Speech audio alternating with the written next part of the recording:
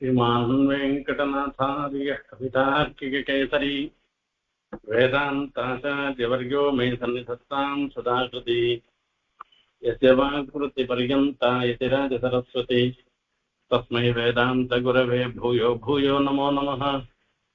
विशुद्धविज्ञानघनस्वरूपं विज्ञानविश्राणनबद्धदीक्षं दयानिधिं देहभृतां शरण्यं देवं हयग्रीवमहं प्रपद्ये। सन्तः श्रीरङ्गपृथ्वीशचरणत्राणशेखराः जयन्ति भुवनत्राणपदपङ्कजरेणवः। சுவாமி தேசிகனுடைய அத்தியுதமான பாதுகா சாஸ்திரத்துல பாதுகையினுடைய பிரபாவத்தை பத்தி சொல்லக்கூடிய இந்த பிரபாவ பத்தத்தில இந்த பாதுகையினுடைய பிரபாவத்தை பத்தி பார்த்துட்டு இருக்கோம். சுவாமி தேசிகர்தான் தேசிகன் தாக்கிற மாதிரி பார்த்துட்டு இருக்கோம். நம்ம இன்றைய தினம் 33வது ஸ்லோகம் பிரபாவ பத்தத்தில பாதுகா சாஸ்திரத்துல 63வது ஸ்லோகம்.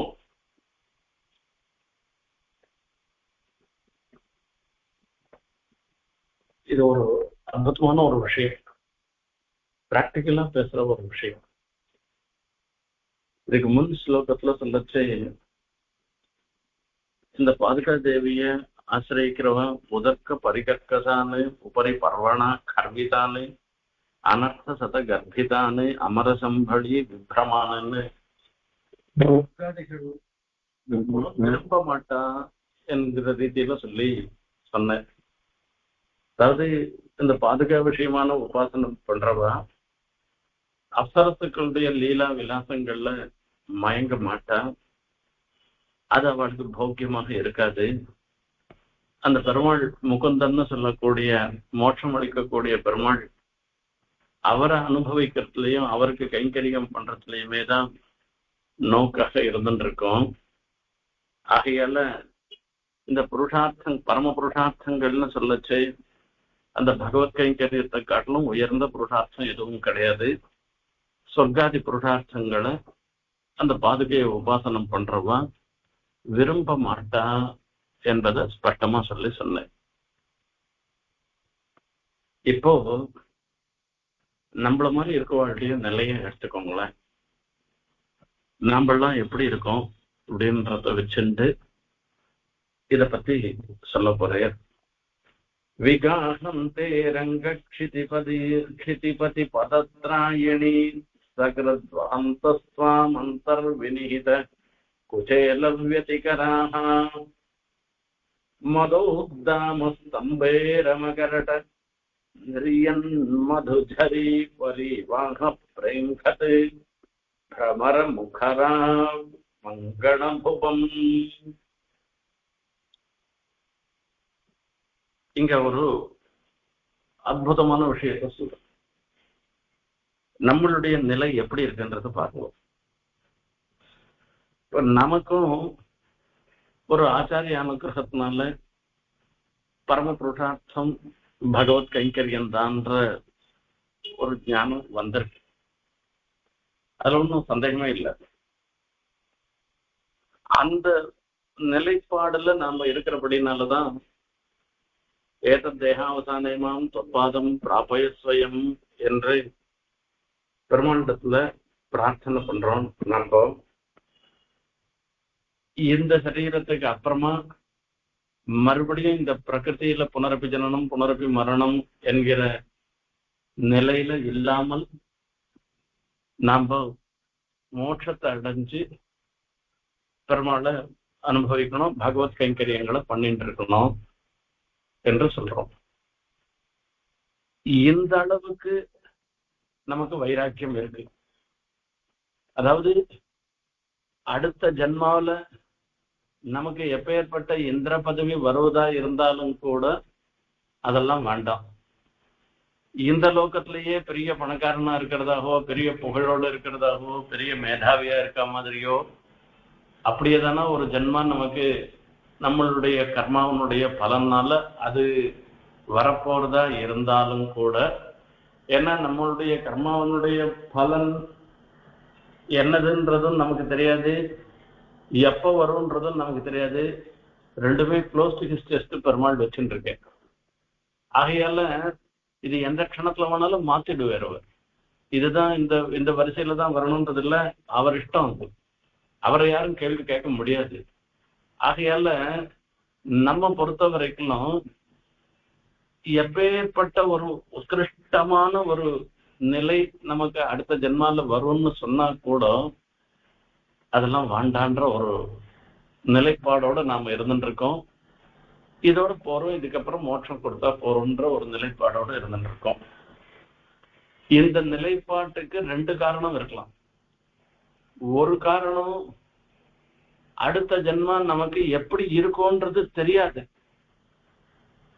ஏதோ ஒரு பிரகாரத்துல சிறந்தவனாக இருக்கலாம், லோக திருஷ்டியில பார்த்தோம்னாக்கா அவன்லாம் பெரிய மனுஷன்னு சொல்ற மாதிரி இருக்கலாம். ஆனா உள்ளுக்குள்ள வந்து பார்த்தோம்னா அவன் மனசு எப்படி வெதும்புறதுன்றது அவனுக்கு தான் தெரியும். அந்த மாதிரி அந்த உலகத்தாருடைய கண்ணோட்டத்துல நாம உயர்ந்தவனாக வர மாதிரி இருந்தாலும் கூட ஒரு ஆந்தரிகமா மனசளவுல நமக்கு வெதும்புற மாதிரி கணக்கு இருந்துட்டோம்னாக்கா அப்படி கஷ்டப்படுறத காட்டிலும் அந்த மாதிரி ஜென்மாவே வேண்டாம், பெருமாளுக்கு கைங்கரியம் பண்ணலாம், அதுவே போறோம்னு நமக்கு வரப்போற ஜென்மா எப்படி இருக்கும்ன்றதுல ஒரு பயத்தினால வானான்னு சொல்றதுன்றது ஒரு விஷயம். இன்னொரு விஷயம் என்னன்னு கேட்டா, எத்தனையோ ஜென்மா எடுத்தாச்சு. இத்தனை ஜென்மாக்கள்ல போன ஜென்மால நான் என்ன அனுபவிச்சேன்றது எனக்கு தெரியாது. நான் போன ஜென்மால ஒரு தேவதையா இருந்திருக்கலாம், ராஜாவா இருந்திருக்கலாம், எப்படி வேணா இருந்திருக்கலாம். எனக்கு சுகானுபவமும் இருந்திருக்கலாம், புழு பூச்சியா இருந்து துக்கானுபவமும் இருந்திருக்கலாம். அது எதனா என்னோட வந்து இந்த ஜென்மாவுக்கு அது எதனா ஒரு உபகாரமா இருக்கா? போன ஜென்மால நான் இப்படி இருந்தேன், நான் இப்படி இருக்கேன் அப்படின்னு சொல்றதோ, இல்ல இவ்வளவு நீச்சனா இருந்தவன் இவ்வளவு உயர்ந்த நிலையில நான் வந்திருக்கேன்னு நினைச்சு பாக்குறதுக்கோ ரெண்டுத்துக்குமே சாதனமாக இல்லை. அந்த மாதிரி இருக்கச்சு இந்த ஜென்மாவை என்னத்துக்கு விரும்புறது, அடுத்த ஜென்மா என்ன எப்படி இருந்தாலும் அது வாண்டான்னு நினைச்சு அந்த பகவத் கைங்கரியம் தான் பரம புருஷார்த்தம்னு அந்த ஒரு நினைப்போட நாம இருக்கலாம். இப்படி ரெண்டு விதமாக இந்த தேகாவசானத்துக்கு அப்புறமா நமக்கு மோட்சம்தான் வேணும், பகவத் கைங்கரியம் தான் வேணும், சிவைகுண்டத்துல போய் பெருமாளுக்கு கைங்கரியம் பண்றதுதான் வேணும், வேற எதுவும் வேண்டாம். இந்த சொர்க்காதி பிராப்தி, இந்திர பதவியோ பிரம்மாவா இருக்கிற பதவியோ எதுவுமே வேண்டாம்னு நினைக்கிறதுன்றது ஒரு நிலைப்பாடு நமக்கெல்லாம் இருக்கு. இப்ப இப்படிதான் இன்னைய தினத்துல பிரபன்னாளா இருக்கிற நமக்கு இருக்கக்கூடிய எண்ணம். அதே சமயத்துல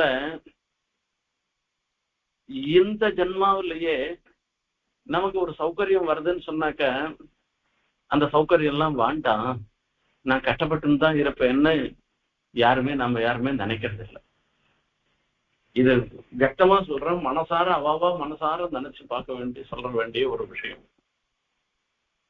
எனக்கு வந்து தெரிஞ்சவனும் தெரியாதவனும் யாரோ ரெண்டு பேர் பார்த்து என்னை பார்த்து ஒருத்தர் ஸ்தோத்திரம் பண்றான்னாக்க அந்த ஸ்தோத்திரம் பண்றத நான் விரும்புறவனா தான் நான் இருந்துருக்கேன். ஐயோ அதெல்லாம் வேண்டாம், நான் எதுவும் இந்த ஸ்தோத்திரத்துக்கெல்லாம் நான் தகுதி படைத்தவனும் இல்லை, நீங்க யாரும் என்ன பண்ணாதங்க, உங்களுக்கு எல்லாம் ஒரு நமஸ்காரம் பண்றேன் நானுன்னு அப்படி ஒதுங்கி போறவனா நான் இல்லை. ஒரு ஐஸ்வர்யம் வந்ததுன்னாலும் இந்த ஐஸ்வர்யம் வந்து ஐஸ்வர்யம்லாம் எனக்கு வேண்டாம், எனக்கு வீடு வாசல்லாம் வேணாம், நான் எங்கேயோ வந்து அந்த பய பிரசித்தி பூர்வகம்னு இதுல சொல்ற மாதிரி எவ்வளவுதான் இருந்தா மாத்திரம் நான் எவ்வளவு சாப்பிட போறேன், என்ன ஒரு உள்ளங்கை இதுதான் தீர்த்தம் தானே நான் சாப்பிட போறேன், சிறாங்கை எவ்வளவு இருக்கோ அவ்வளவு தீர்த்தம் தான் சாப்பிட்டா அந்த தாகம் அடங்கிட போகுது, சாதம் மாத்திரம் எவ்வளவு சாப்பிட போறேன், ஏன்னா ஒரு நமக்கு குஹ்ய ஸ்தலத்துல மறைக்கிற அளவு துணி இருந்தா போறாதா, இப்படி எல்லாம் ஒரு தேசிகன் மாதிரி வைராக்கியம் நமக்கு யாருக்கும் இல்லை. இந்த ஊர்ல உரம் இருக்கு, அந்த ஊர்ல உரம் இருக்கு, இந்த உரம் போறாது, இன்னொரு வீடு இருக்கு, இது போறாது, இந்த மாதிரி வேட்டி சரிக வேட்டி விட்டுட்டு போகணும், அப்படி வேட்டி புடவை விட்டுட்டு போகணும்னு எல்லாத்துலயும் ஆசை இருக்கு. அந்த சாப்பிட்றதுல முதற்கொண்டு ஆசை இருக்கு, எல்லாத்துலயும் நமக்கு ஆசை இருக்கு. இப்ப இந்த ஆசை இருக்கிற இந்த ஐகிகமான பலத்தை பெருமாளோ பாதுகா தேவியோ கொடுத்தாக்கா நம்ம வாண்டான்னு சொல்ல போறோமா? சொல்ல போறது இல்ல. ஆகையால பாதுகாதேவி நம்ம கேட்காட்டா கூட இந்த லோகத்துல இருக்கிற வரைக்கும் நமக்கு உண்டான ஐஸ்வர்யத்தை பாதுகாதேவி கொடுப்பான்றதுதான் இந்த ஸ்லோகத்துல சொல்ற ஒரு அற்புதமான ஒரு விஷயம். விகாஹந்தே ரங்கக்ஷிதிபதி பதத்ராயிணி சக்ருத்வஹந்தஸ்வாம் அந்த்வினிஹித குச்சேல வ்யதிகராஹ மதோத்தாமஸ்தம்பேரம கரட நிர்யன்முகஜரி பரிவாஹ பிரேங்க பிரமர முகராமங்கணபுவம். அற்புதமான ஒரு ஸ்லோகம். ரங்கக்ஷிதிபதி பதத்ராயிணி. பெருமாள் அந்த ரங்கநாதனுக்கு அந்த ஸ்ரீரங்கம்னு சொல்லக்கூடிய அந்த திவ்ய தேசத்துக்கு அதிபதியாக எழுந்திருக்க அவருடைய திருவடிகளை ரட்சணம் பண்றவளாக இருக்கிற பாதுகா தேவி. ஆகையால பதத்ராயிணின்னு அந்த பாதுகா தேவியை சம்போதனமா சொல்லி கூப்பிடுற. சகிருத்வாம் வசந்தா. ஒரே ஒரு வாட்டி ஒரு முறை அந்த சடாரிய நம்ம சிரஸ்ல தரிச்சுட்டா போறோம். இது எப்பேற்பட்ட விஷயம்ன்றது பாருங்க. காஞ்சிபுரத்துல ஒரு பட்டர் இருக்கு. அவர் என்ன பண்ண, சாதாரணமா போனோம்னா பெருமாளுக்கு போனா சடாரி சாய்க்கிறது அதெல்லாம் நமக்கு பிராப்தமான சடாரி சாய்ப்போம், சடாரி கிடைக்கும், இல்லைன்னா தூரம் கை கூப்பிட்டு வந்துருவோம். அந்த மாதிரி ஒண்ணு இருக்கு. பெருமாள் கண்ணாடி அறையில எழுந்து நான் சேவிக்கு போனேன் நானு. அப்ப அங்க அந்த பட்டர் ஏதோ வழியில இருந்து கிளம்பிட்டே இருந்து அவரை பார்த்து சுவாமி அவருக்கு சடாரி சாய்ச்சிரோம்னு அங்க இருக்கிற வேற ஒரு கைங்கறி போற சொல்ற. அவர் கொஞ்ச நாள் கழிச்சு பெருமாள் ஏழ போறாரு. பெருமாள் வீச்சுல ஏழைச்சு வாத்து வாசல்ல தட்டு சமைக்க போறேன். அப்ப கண்டிப்பா சடாரி சாய்க்க போறேன். இப்ப பல முறை சடாரி சாய்ச்சுன்றதான் விசேஷமானா அப்ப சடாரி ஆகும். இப்ப ஒன்னும் விசாரப்பட வேண்டாம், அவர் போகட்டும் சொன்னேன். அப்புறம் அவருக்கு என்ன தோணித்தோ சடாரியும் சாய்ச்சிட்டே எனக்கு. இப்ப இந்த பல முறை சடாரி சாய்ச்சுண்டாதான் அந்த சடாரிய சிரசுல தரிச்சுண்டாதான் பலன் விசேஷமா வரும்ன்றது எதுவும் இல்லை. அத சுவாமி தேசிகனே சொல்லிட்டு இந்த ஸ்லோகத்துக்கு எனக்கு அவர்கிட்ட சொல்லிட்டேன்னு வச்சுக்கோமே, விசாரமே படுவானோ. நேற்று சடாரி சாச்சுண்டாச்சு அதுவே போறோம், இன்னைக்கு நித்தியம் சடாரி சாச்சுக்க வேணாம்னு கூட சொல்லிடுவாரோ என்னமோ தெரியல. எனக்கு அகையில பயம். அகையில அவர் எதிர இந்த பாதுகாப்பு ஸ்லோகத்தெல்லாம் சொல்லக்கூடாதுன்னு நினைச்சிட்டு இருக்கேன் நானு. சகிருத்வாம் வகந்தகா. ஒரே ஒரு முறை இந்த ரங்கநாதனுடைய பாதுகைய நாம தரிச்சுட்டோம்னாக்க அதுக்கப்புறமா அந்தகா வினிகித குச்சேல வியதிகரா. அதாவது வெளியில அவ்வளவா தெரியல. குச்சேல வியதிகராகன்னு சொல்லச்சே குச்சேலர் மாதிரி அந்தகா உள்ளே வினிகித குச்சேல வியதிகராக அழுக்கும் கிழிஞ்ச துணியுமாக இருந்துருக்கிற ஒரு குச்சேலர்னு அவருக்கு தானே பேரு. அவர் மாதிரி நாம மனசுக்குள்ள இருந்தாலும் கூடன்னு அர்த்தம். அதாவது இதனால என்ன அர்த்தம்னாக்க ஒரு தரித்திரனாக இருக்கான்னு இது ஒரு அர்த்தம் இருக்கு. அப்படி இருக்கிறவாளுக்கு கூட குச்சேலர் விஷயத்துல என்ன ஆச்சு, ஒரு கிழிஞ்ச துணி உடுத்திண்டு அந்த கிழிஞ்ச துணியிலேயே அவளை முடிச்சுட்டு எடுத்துட்டு வந்து அவர் அவளை முடிஞ்சு எடுத்துட்டு வரைச்சு அவர் கண்ணனை பாக்குறாரு. கண்ணன் உபச்சாரம் எல்லாம் பண்றாரு, எல்லாம் ஆயிடுத்து. அதுக்கப்புறமா கண்ணனா பிடிங்கிட்டு தான் அந்த அவளை சாப்பிடுறாரு. இப்ப அவளை சாப்பிடுச்ச எல்லாமும் கூட குச்சேலரை பொறுத்த வரைக்கும் அவர் தனக்கு இந்த லோகத்துல இருக்கக்கூடிய ஐஸ்வர்யம் வேணும்னு வாயை திறந்து கேட்கல, கொடுத்தா வானான்னு சொல்லல. இதுதான் அவருடைய நிலைப்பாடு. வஸ்துதக அந்த இடத்துல சொல்லச்சே இந்த குச்சேலருடைய மனைவி சொல்லி அனுப்பிக்கிறான், நீ கண்ணன் இடத்துல போய் கேட்டு நீ ஐஸ்வர்யத்தை பெறணும்னு சொல்லி கேட்டு போற. அங்க பாகவதத்துல சொல்லச்சு சரி அப்படிதான் போவோம், நம்ம கண்ணனை பாக்குறதுக்கு இது ஒரு சந்தர்ப்பம் ஏற்பட்டது, ஆகையால நாம போவோம்னு துவாரகைக்கு போறேன். இப்ப போகச்செல்லாம் இவ சொல்ல மாதிரி இப்படி ஒரு ஏழ்மைய போக்கடிக்கிறதுக்கு கண்ணனிடத்துல பிரார்த்திக்கணும்ன்ற எண்ணமும் அவருக்கு இருந்திருக்கலாம். ஆனா அந்த கண்ணனை சேவிச்ச மாத்திரத்தினால ரூபமேவா சேதன் மகிமானம் வியாச்சட்டேன்னு சொல்லிருக்கு. அந்த கண்ணனிடத்துல போய் இப்படி ஒரு அல்பமான விஷயத்தை போய் பிரார்த்திக்கிறதான்னு சொல்லி இந்த நினைப்பே வரல. அதுதான் அந்த இடத்துல விசேஷம். அந்த நினைப்பே வரல. கண்ணன் உபச்சாரம் பண்றாரு, அந்த உபச்சாரத்தெல்லாம் இவரையும் ஏத்துக்கிறாரு, எல்லாம் பண்றாரு. சரி போயிட்டு வான்னு சொன்னேன். போயிட்டு வந்த வெளில வந்த பிற்பாடுதான் ஐயோ நம்ம எதுக்காக போகணுமோ அதை பத்தி ஒண்ணுமே கண்ணனோட பேசலையேன்ற ஒரு எண்ணம் இவருக்கு வருது. இப்ப இதனால என்ன ஏற்படுறது, குச்சேலரை பொறுத்த வரைக்கும் இந்த ஐஸ்வர்யத்தை இந்த லோகத்துல நாம அனுபவிக்க கூடிய ஐஸ்வர்யத்தை கொடுத்தாக்கா வாண்டான்னு சொல்றவர் அல்ல. இப்படிதானே அவரதுல இருந்து ஏற்படுறது. திருவேங்கடமுடியான சேவிக்க போறோம். சேவிக்க போனோம்னாக்க அந்த ஒரு க்ஷண காலம்தான், ஒரு 10 செகண்டோ 20 செகண்டோ இங்க இருந்தே சேவிச்சுட்டு போறோம். அந்த சேவிச்சுட்டு போனா கூட அந்த 10-20 செகண்ட்ல எதுவுமே பிரார்த்திக்கிறது இல்லை. வெறும கை கூப்பிட்டு நாம ஏதோ பெருமானை சேவிச்சுட்டு வெளில வரோம். வெளில வந்த பிற்பாடு நாம எத்தனையோ லிஸ்ட் போட்டு போயிருப்போம். இதை பிரார்த்திக்கணும், அதை பிரார்த்திக்கணும், அதை பிரார்த்திக்கணும்னு சொல்றோம். சரி இவர் இல்லாட்டா பரவாயில்ல, விமான சீனிவாசனிடத்துல போய் நம்ம நினைக்கிறதெல்லாம் பிரார்த்திச்சுப்போம், அவர் கொடுத்துருவேன்னு நினைச்சிருந்தா அப்புறம்தான் பிரார்த்தனை பண்றோம். இதுதான் லோகத்துல நாம எல்லாரும் பண்ணிட்டு இருக்கிறது. இதே ரங்கநாதன் எதிரியும் இது திருவேங்கடமுடியானுக்கு மேலதான் எடுத்து ரங்கநாதனை சேவிக்கிறதும் கூட அந்த ஒரு க்ஷண காலம் தான் இருந்துட்டு இருக்கு.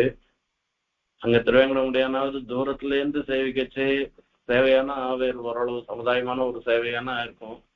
ரங்கநாதனுக்கு வரைச்சே அந்த அங்கணத்தை உள்ளுக்குள்ள போனாதான் திருமுடி சேவை ஆகும் போறது, போனாதான் திருமுடி சேவையும் ஆகும் போறது. அந்த பெருமாளுடைய அந்த கட்டாட்சமும் நம்ம பேர்ல அந்த இடத்துல விழ போறது. அங்கேயும் இப்ப அதே மாதிரிதான் எடுத்து எப்படி வேணா இருக்கட்டும். ஆனா பெருமாள் நமக்கு கொடுக்கறேன்னு சொல்லியாச்சுன்னாக்க நம்ம யாரும் இந்த ஐஸ்வர்யத்தை வானான்னு சொல்ல போறது இல்லை இல்லையா. அந்த குச்சேலன் மாதிரி நிலையில நாம இருந்தா கூட வஹந்தஸ்வாமந்தர் வினிஹித குச்சேலம் வியதிகராஹாம் மதோத்தாமஸ்தம்பேரமகரட நிர்யன் மதுஜரி பரிவாஹ பிரேங்கத்ரவரம் கராமங்கடபுவம். இங்க போன குச்சேலருக்கு என்னாச்சு, ஆத்துக்கு வந்தாருனாக்கா அவருடைய கிரகமே எதுன்னு தெரியல. அவ்வளவு பெரிய மாளிகை, எங்க பார்த்தாலும் சேவக்காட், எங்க பார்த்தாலும் அப்படியே ரத்னம் இழைச்சு இருக்கு.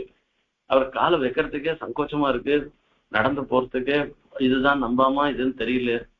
அவ மனைவி எல்லாம் கிழிஞ்ச புடவை ஒட்டிந்து பட்டு புடவை எல்லாம் ஒட்டிந்து பிரமாதமா இருந்துட்டு இருக்கா. பசங்கள்லாம் அவ்வளவு அலங்காரத்தோட இருந்துட்டு இருக்கா.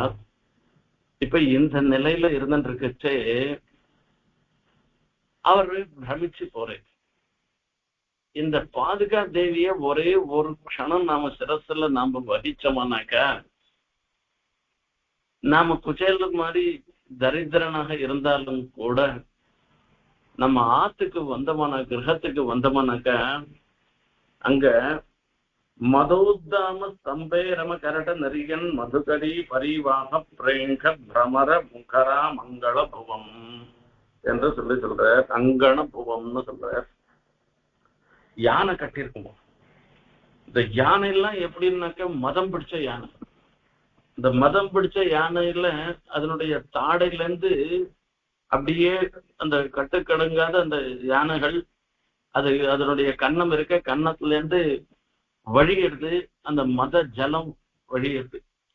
அந்த மத ஜலத்துக்கு ஒரு வாசனை உண்டு. அந்த வாசனைக்காக இந்த வண்டுகள்லாம் புஷ்பத்தை சுத்தி சுத்தி வண்டு வர மாதிரி அந்த மத ஜலத்தை சுத்தி வண்டெல்லாம் வந்துட்டு இருக்கு. அது அப்படிப்பட்ட யானைகளாலே கட்டப்பட்டதாக அங்கணம், அந்த உள் பிரதேசம், அந்த மித்தத்துல உள்ளுக்குள்ள இதெல்லாம் இருக்கும் இல்லையோ, அப்படி கட்டி இருக்குது. அதாவது கஜாந்தமான ஐஸ்வர்யம்னு சொல்றது. ஐஸ்வர்யத்துல வரைச்சே நிறைய பசு வச்சுருக்கிறது அது ஒரு விதமான ஐஸ்வர்யம், குதிரை எல்லாம் வச்சுருக்கிறதுன்றது ஐஸ்வர்யம்னா கஜாந்தமான ஐஸ்வர்யம்னா யானை கட்டி அதை ரட்சணம் பண்ற அளவுக்கு ஒருத்தனுக்கு ஐஸ்வர்யம் இருந்ததுன்னா அதை காட்டிலும் பெரிய ஐஸ்வர்யம் வேற எதுவுமே கிடையாதுன்னு சொல்ற. பெருமாள் என்ன பண்றாரு, இவன் குச்சேலஸ்தானியனாக இருந்தாலும் இந்த பாதுகாதேவி என்ன பண்றாருன்னா, இவன் குச்சேலஸ்தானியனா இருந்தாலும் கூட இவனை யானை கட்டி ஆளக்கூடியதாக இருந்திருக்கிற ஒரு ஐஸ்வர்யம் இருக்க, அந்த ஐஸ்வர்யம் அளவு பெரும்படியாக பண்ற. இது பாதுகையினுடைய பிரபாவம் என்பதாக சொல்ற. இதுல சொல்லச்சே ஒரு விஷயம் சொல்ற. இங்க திருவாராசனம், பெருமாள் திருவாராசனம் கோவில்ல காலங்காத்தால் திருவாராசனம் ஆயிடுறது, விஸ்வரூபாய் திருவாராசனம் எல்லாம் ஆறுது. அந்த திருவாராசனம் ஆன பிற்பாடு அந்த கடைசியில சடாரி சாய்க்கிறார் நமக்கு. அந்த சடாரி பாதுகையை நம்ம சிரசுல தரிச்சுட்டு ஆத்துக்கு போறோம். ஆத்துக்கு போனோம்னாக்க, கிரகத்துக்கு போனாக்க அங்க பெருமாள் திருவாராசனம் பண்ணணும். அங்க பெருமாள் திருவாராசனம் பண்றதுக்கு ஏற்ற திரவியங்கள்லாம் நம்மள்கிட்ட இருக்கணும். அதாவது அமுதுபடி நிவேதனம் பண்றதுக்கு புஷ்பங்கள், இன்னும் எத்தனை பரிகரங்களோ ஏலக்காய் அந்த மாதிரி எத்தனையோ வஸ்துக்கள், பரிமளாதிகள், இது எல்லாமே நமக்கு வேணும். நாம்ளா பிரார்த்திக்காட்டா கூட அந்த பகவத் ஆராதன உபயுக்தமான வஸ்துக்கள் எல்லாவற்றையும் பாதுகாதேவியை நமக்கு அனுகிரகம் பண்ணிடுவா என்பதுதான். இந்த பாதுகையின் இடத்துல ஒரு விசுவாசம் இருந்ததுன்னாக்க அது பாதுகாதேவி நமக்கு அனுகிரகம் பண்ணிடுவான்னு ஒரு விஷயம். அதாவது அதே சமயத்துல இந்த ஐஸ்வர்யம் கொடுத்துட்டு அதனால உனக்கு மோட்சம் கிடையாதுன்றது கிடையாது. நாம எப்ப பிரார்த்தனை பண்றோமோ, பிரார்த்தனை பண்ண தேக அவசானமாம் தத்வாதம் பிராபய சுயம்னு தானே நம்ம சொல்லியிருக்கோம். நாம எப்ப ஆசைப்படுறோமோ ஆசைப்படுற போது அந்த மோட்சத்தையும் அவர் கொடுத்துருப்பாரு. இப்ப இதுதான் நம்மளுடைய நிலையில இருக்கிறவாளுக்கும் பாதுகாதேவி பண்ற அனுகிரகம்.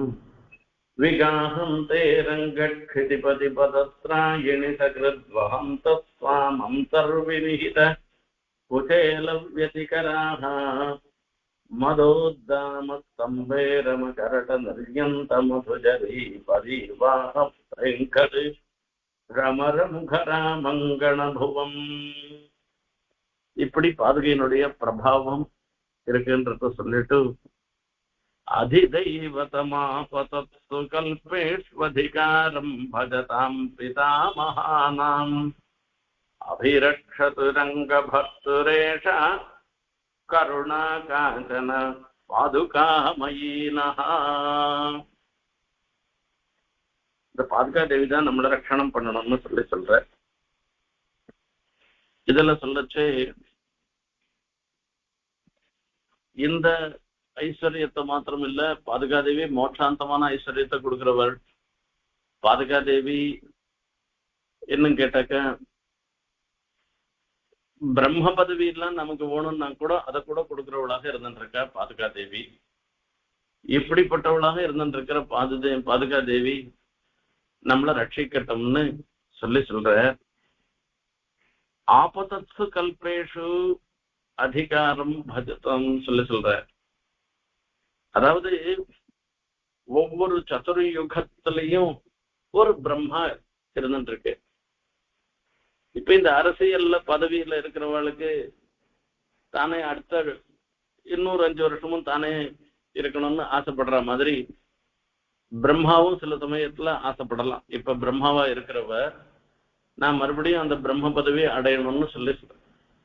யுககோடி சகசிராணி விஷ்ணுமாராத்திய பத்மபூஹு புனஸ்திரைலோக்கிய தாத்திருத்வம் பிராப்தவான்னு சொல்லிட்டு அந்த மறுபடியும் பிரம்மாவாக இருக்கிற தன்மையை அடைந்த எத்தனையோ 1000 வருஷங்கள் பெருமாளை ஆராதிச்சேன்னு சொல்ற. அதி தெய்வதம் ஆபதத்சு கல்பேஷு, ஒவ்வொரு கல்பத்திலையும் ஒவ்வொருத்தர் பிரம்மாவா இருக்கார். அந்த மாதிரி வரப்போற கல்பங்கள்லையும் அந்த அதிகாரம்ன்றது இருக்கு. அந்த பிரபுத்துவத்தை விரும்புறவாளாக இருந்துருக்கிறவா பிதாமகானாம்னு சொல்லச்சு. இந்த பிதாமகானாம்ன்ற பகுஜனத்துக்கு தாத்பரியம் என்னன்னா, பிதாமகனாக அதாவது பிரம்மாவா இருக்கிறதுன்றது ஒரு ஸ்தானம், ஒரு போஸ்ட். அந்த போஸ்ட்ல யார் வேணா வரலாம்.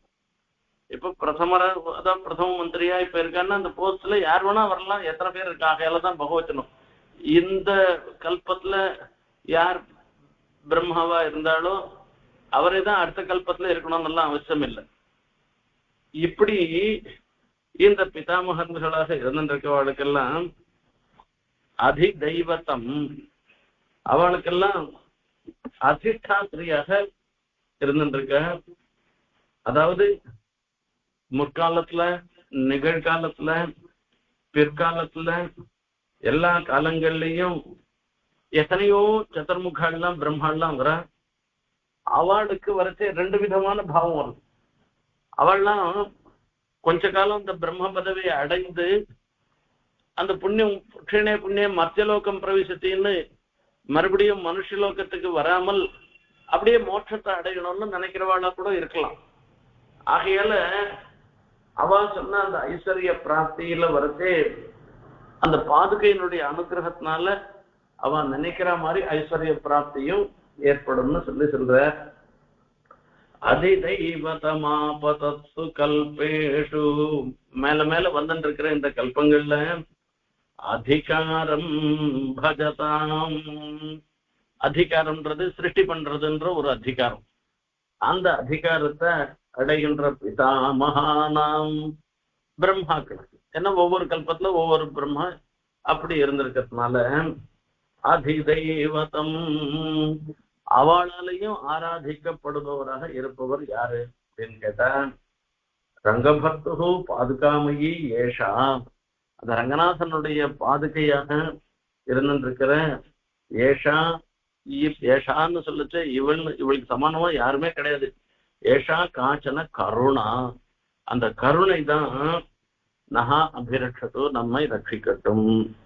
அங்க ஸ்ரேயசியும் ஸ்ரீனிவாசஸ்ய கருணாம் இவரூபிணியம்னு தயாசதகத்துல சொல்ற. ஒரு கருணைக்கு ஒரு உருவம் கொடுத்தோமானாக்கா, ஸ்ரீனிவாசனுடைய கருணைக்கு ஒரு உருவம் கொடுத்தோமானாக்கா அது மகாலட்சுமி ரூபத்துல இருப்பாருன்னு சொன்னார். ரங்கநாதனுடைய கருணைக்கு ஒரு உருவம், கருணைன்றது ஒரு தர்மம் தானே, ஆகையால அதுக்கு ஒரு உருவம் கொடுத்தோமானாக்கா பாதுகா ரூபமா தான் இருக்குமா. ஆகையால பாதுகா வேற, ரங்கநாதனுடைய கருணை வேற இல்லை. அப்படிப்பட்ட அந்த ரங்கநாதனுடைய கருணையாக இருந்திருக்கிற பாதுகாதேவி நம்ம ரட்சிக்கணும்னு பிரார்த்தனை பண்றார் இந்த ஸ்லோகத்துல. துவமிந்திரிய நாக சிங்கலாவா நிரயத்வார நிவாரணார்களாவா அன்னபாய பதாதிரோஹிணி வா மம ரங்கேஷ விஹார பாதுகேத்வம். சுவாமி தேசிகன் இந்த பாதுகா சகஸ்திரத்துல அந்த ஒவ்வொரு ஸ்லோகத்திலையும் பாதுகா தேவியினுடைய பிரபாவத்தை சொல்ற விதம் இருக்க, அதை அனுபவிச்சோமானாக்க நமக்கு வாஸ்தவமா கண்ணில் செலம் வரும்.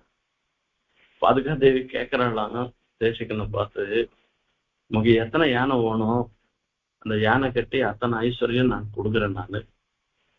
நீ எத்தனை வாட்டி பிரம்ம பதவியில வரணும்னு சொல்றேரோ அத்தனை முறை நீ பிரம்மாவா இருக்கிறதுக்கும் நான் அனுகிரகம் பண்றேன்னு சொல்றேன். உனக்கு என்ன வேணும் சொல்லு என்ன கேட்டேன். அதுக்கு சுவாமி சொல்றே, எனக்கு யானை எல்லாம் வேண்டாம், ஏற்கனவே என்கிட்ட யானை இருந்துட்டு இருக்குது. ஒரு யானை 2 யானை இல்ல, 11 யானை என்னண்ட இருந்துட்டு இருக்கு.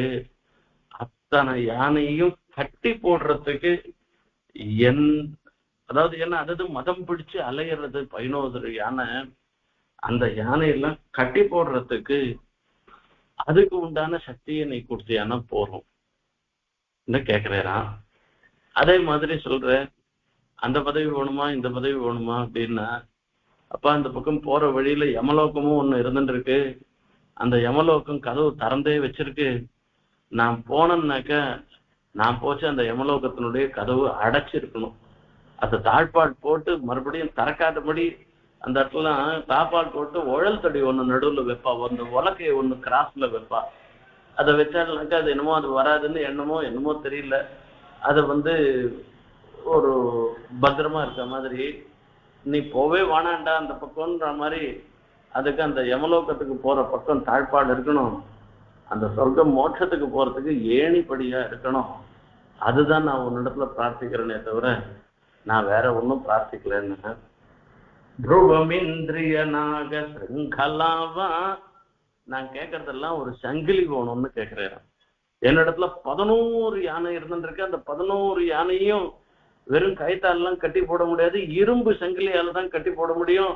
நான் அந்த இரும்பு சங்கிலி தான் உனக்கு வேணும்னு நான் கேட்கிறேன். நான் அந்த 11 இந்திரியங்கள், அந்த கண்ணு, செவிவாய், கண், மூக்குன்னு இந்த ஆந்தரேந்திரியம், பாக்கியேந்திரியம்னு சொல்லக்கூடிய கர்மேந்திரியம், ஞானேந்திரியம் எல்லாம் சொல்லக்கூடிய 10 இந்திரியங்கள், அது தவிர மனசு, இந்த 11 இந்திரியங்களையும் கட்டி போடணும் நான் சொல்றேன். அந்த கட்டி போடுறதுக்கு அந்த இந்திரியங்களை மொத்தம் அடக்கி நான் ஒரு நிலைப்பாடு, அதாவது மனச பாதுகாதேவி விஷயத்துல செலுத்தும்படியாக பண்ணணும்ன்றது பிரார்த்தனை. துருவமிந்திரிய நாக சிருங்கலாவா நிறையத்வார நிவாரணார்கணாவா. நிறையம்னாக்க நரக்கம். அந்த நரக்கத்துக்கு ஒரு வழியில் தானே போனோம். நான் போச்சு அந்த வழி மொத்தம் அடைச்சி இருக்கணுமா. அதுவும் நிவாரணார்களாவன், அதே தானே கொஞ்சம் கொஞ்சம் திறந்துருத்தோம்னாக்கா இப்படின்னு தான் போய் பார்ப்போமேன்னு தோணாதபடிக்கு நல்லா போட்டு சீல் வச்சு மூடி வச்ச மாதிரி இருக்கணுமா. அதுக்கு அதுவோ அனபாய பதாதிரோகிணிவா.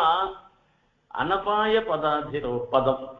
அனபாய பதம்னா எந்த ஒரு ஆபத்தும் இல்லாமல் அந்த எம்பெருமான அடைவதே, அங்க போனமான சகல க்ஷேமத்தையும் அடைவதுன்ற ஒரு நிலைப்பாடுல இருக்கக்கூடிய ஒரு ஸ்ரீகுண்டத்தை அடைவதற்கு உண்டான ஒரு வழி, ஒரு ஏணி. அதிரோகிணின்னு சொல்லச்சு ஏணி. மம ரங்கேஷ விஹார பாதுகேத்வம். ரங்கேஷ விஹார பாதுகே, ரங்கநாதன் விளையாடுச்சு எல்லாம் இந்த பாதுகையை சமர்ப்பிச்சுட்டு தான் போறான். இப்பெல்லாம் கிரிக்கெட் விளையாடுச்சு, ஃபுட்பால் விளையாடுச்சு எல்லாம் வெறும் காலோட போக மாட்டார். அதுக்கு ஒரு ஷூ போட்டு போறா. இந்த வேர்ல்டு கப்ல ஜெயிச்சுட்டாக்கா ஃபுட்பால் விளையாடுறவங்களுக்கு தங்கத்தால ஷூ கொடுக்க போறாளாம். இது தங்கத்தால ஷூ இருக்க ஏற்கனவே பெருமாள் போட்டு இருக்கு. இவாளுக்கு புதுசா நினைச்சுட்டு இருக்கா. ரங்கநாதன் வந்து தங்கத்தால காஞ்சனை பார்த்துட்டு தங்கம் என்ன வைரம் வீடுன்றதோட பாதுகா ஏற்கனவே போட்டு இருக்கா. இவெல்லாம் இப்பதான் என்னமோ புதுசா பார்த்துட்டு இருக்கா தங்கத்தால பாதுகான்னு சொல்லிட்டு. இப்ப இந்த பாதுகா தேவிய பார்த்து சொல்லிட்டு ரங்கேஷ விஹார பாதுகே, அந்த ரங்கநாதன் விளையாடுறதுக்கோசரம் சமர்ப்பிச்சுட்டு போற அந்த பாதுகா தேவி, நீ எனக்கு என்னவா இருக்கணும் தெரியுமா? இப்படி வான்னு சொல்றதுனால விகல்பத்துல இதுவோ அதுவோன்னு அர்த்தம் கிடையாது. அந்த வான்றது இந்த இடத்துல சமுச்சய அர்த்தத்துல வருது. சமுச்சய அர்த்தம்னா இதுவாகவும் இருக்கணும், அதுவாகவும் இருக்கணும், எல்லாமாகவும் இருக்கணும், மூணாவும் இருக்கணும்னு அர்த்தத்துல வருது. துருவமிந்திரிய நாக சிருங்கலாவா, என்னுடைய இந்திரியங்கள் எல்லாம் கட்டுப்படுத்தக்கூடிய ஒரு அந்த யானைகளை கட்டுப்படுத்தக்கூடிய ஒரு சங்கிலியாகவோ, இல்ல நரக்கத்துக்கு போக விடாது பண்ணக்கூடிய ஒரு தாழ்பாளாகவோ, இல்ல உழல் தடியாகவோ, அல்லது ஸ்ரீவைகுண்டத்துக்கு ஏறக்கூடிய ஏணியாகவோ நீ இருந்து அனுகிரகம் பண்ணணும், என்ன ரட்சணம் பண்ணணும்.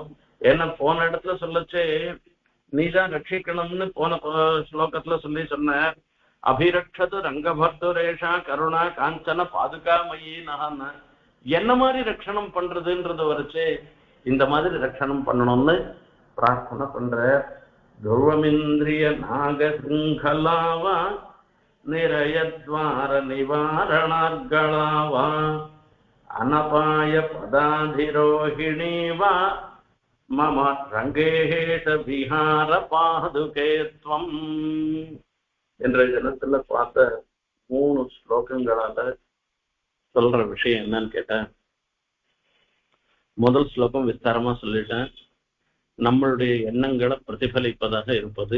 நம்ம மாதிரி இருப்பவளுக்கு சொர்க்காதிகள் வேணா கூட, மோட்சம்தான் வேணும்னு நினைச்சாலும் கூட இந்த லோகத்துல இருக்கிற வரைக்கும் சௌகரியமா இருக்கணும்னு நம்ம ஆசைப்பட்டோம்னாக்க அதையும் பாதுகா தேவி நமக்கு அனுகிரகம் பண்ணுவா. அதுல ஒன்றும் சந்தேகமே இல்லை.